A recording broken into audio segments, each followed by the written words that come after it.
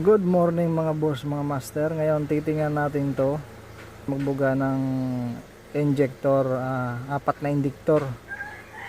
Ngayon tingnan natin yung pressure ng fuel sa rail kasi doon yung doon yung kumukuha ng signal ng injection.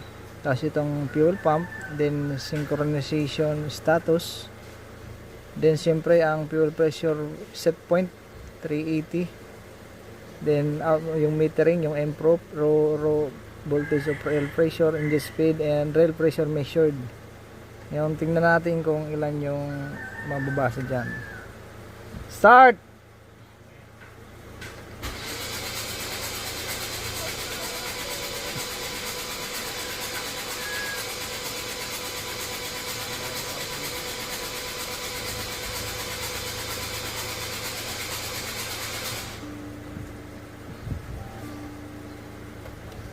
Umabot ng 7,007.8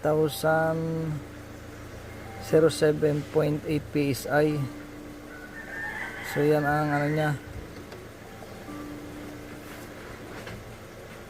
Tapos lahat naman nagde-data. Yan ang mga input kasi na kailangan natin para mag-inject yung injector.